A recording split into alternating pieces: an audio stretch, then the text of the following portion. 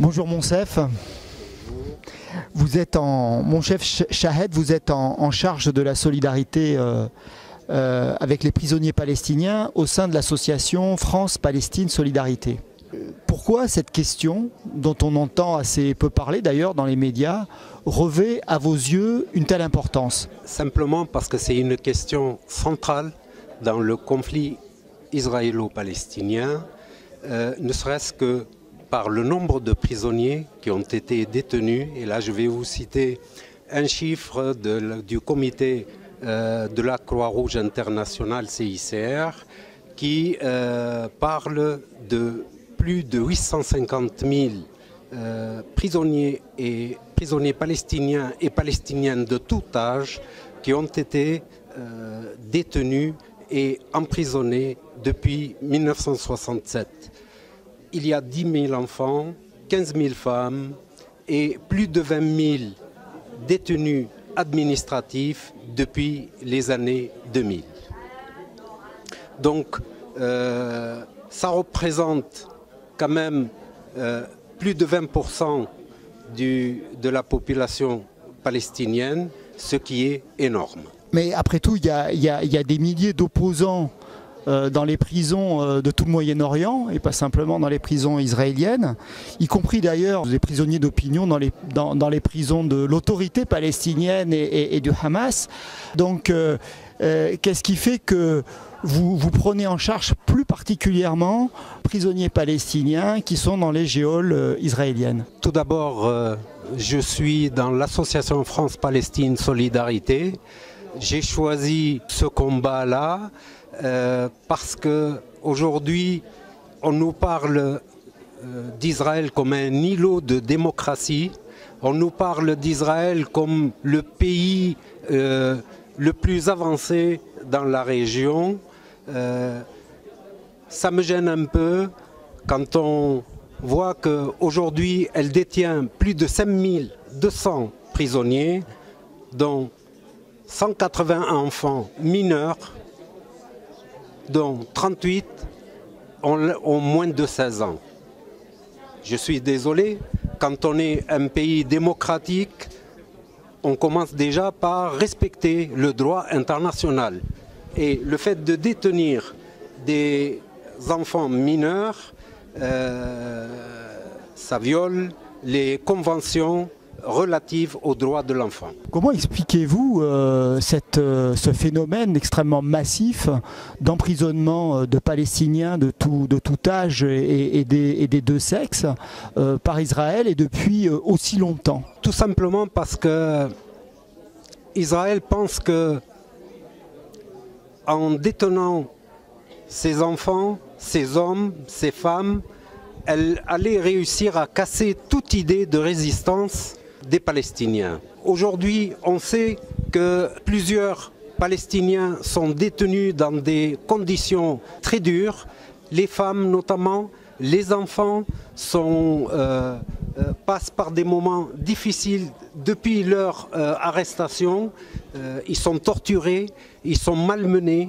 Et tout ceci, comme je viens de le dire, c'est pour extirper de leur tête toute idée de résistance. Quels sont les effets de ces emprisonnements massifs dans les familles palestiniennes? Ces effets sont néfastes. En fait, d'une certaine façon. Parce que, si vous voulez, quand un père est emprisonné, c'est quand même pour une famille, c'est un manque à gagner déjà. Parce que le père, c'est celui qui travaille, c'est celui qui nourrit ses enfants. D'autre part, une personne qui a été emprisonnée garde malgré tout des séquelles. C'est pour ça que je parle de choses néfastes. Mais dans la réalité des choses, toute cette souffrance nourrit les Palestiniens et leur donne le courage de continuer à résister. Y a-t-il dans les prisons israéliennes des gens dont on peut dire qu'ils sont des prisonniers politiques tels qu'on le conçoit chez nous en France, c'est-à-dire des gens qu'on qui sont l'objet d'accusations bidons, mais qui sont avant tout en prison parce qu'ils constituent un danger politique. Déjà, nous avons plus de 170 détenus administratifs. Vous savez que la détention administrative, c'est une mesure préventive employée par Israël, sans procès, sans aucun reproche effectif à la personne. C'est toujours des dossiers secrets. Israël se permet de maintenir des gens pendant 6 mois renouvelables indéfiniment. Ça, c'est une chose qui viole le droit international. D'autre part, il y a certaines personnes qui restent en état d'arrestation pendant des années. Et ça aussi, c'est pas normal. Est-ce que vous pourriez citer certaines personnalités qui sont aujourd'hui emprisonnées en Israël? Alors après, si j'ai bien compris, des procès qui sont des procès militaires, c'est pas forcément la justice civile. Il y a 15 députés qui sont détenus en Israël, dont Marwan Barghouti, Ahmed Saadat et bien d'autres. Il faut savoir qu'aujourd'hui, parmi ces 15 députés, il y en a 11 qui sont en détention administrative. François Hollande était en visite en Israël très récemment et dans les territoires palestiniens en plus. Et il n'a pas eu un mot justement sur les prisonniers palestiniens et pas un mot non plus sur les droits de l'homme qui sont violés quotidiennement par Israël dans les territoires occupés. Alors, moi je voudrais savoir comment vous jugez ce comportement de notre président de la République et qu'est-ce que vous, en tant qu'association, vous proposez pour venir en aide aux Palestiniens et en particulier aux prisonniers palestiniens. Cette visite de notre président, franchement, M. Hollande n'a pas pu parler des droits de l'homme parce que c'est là justement la faiblesse d'Israël, c'est le non-respect des droits de l'homme, c'est le non-respect du droit international, c'est le non-respect de toutes les résolutions. Aujourd'hui, M. Hollande a esquivé toutes ces questions, d'accord, parce qu'il sait que là, le bas blesse. Aujourd'hui, au niveau des prisonniers, notre association, l'association France-Palestine Solidarité, a lancé une campagne de parrainage qui consiste à écrire à un prisonnier palestinien. Écrire à un prisonnier palestinien, c'est le soutenir et en même temps, c'est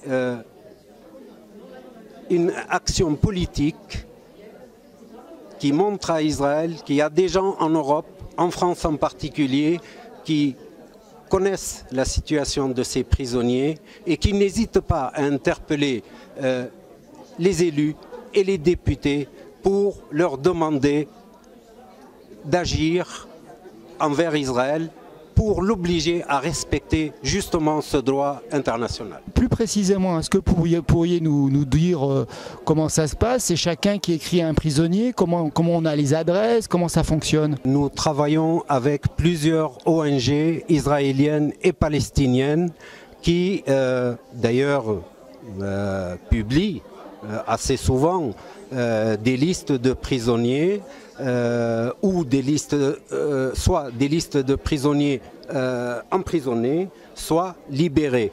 Donc nous avons constitué une liste de près de 4800 prisonniers et aujourd'hui cette campagne qu'on a lancée permet justement aux citoyens, permet aux associations, permet aux mairies d'écrire à un prisonnier. On peut leur écrire dans n'importe quelle langue, je veux dire on peut leur écrire en français, ils comprennent le français? Ben écoutez, on peut écrire en anglais, on peut écrire en français et on peut écrire, si on est arabophone, on peut écrire en arabe. Il faut savoir que les Palestiniens adorent les langues et ils apprennent beaucoup de langues. Et ça se trouve que quand ils reçoivent une lettre en prison, eh bien cette lettre elle va faire le tour de la prison et il y a toujours quelqu'un parmi les prisonniers qui est anglophones ou arabophones ou francophones pour répondre. Je vous remercie Monsef Chahed et bien, bon courage pour continuer ce combat et j'espère qu'un certain nombre de gens se mettront à écrire aux prisonniers palestiniens parce que je crois que quand on est en prison ça fait chaud au cœur de recevoir comme ça des lettres de gens qui ne vous oublient pas. Voilà, c'est une façon de participer au combat du peuple palestinien. Merci. Je chante,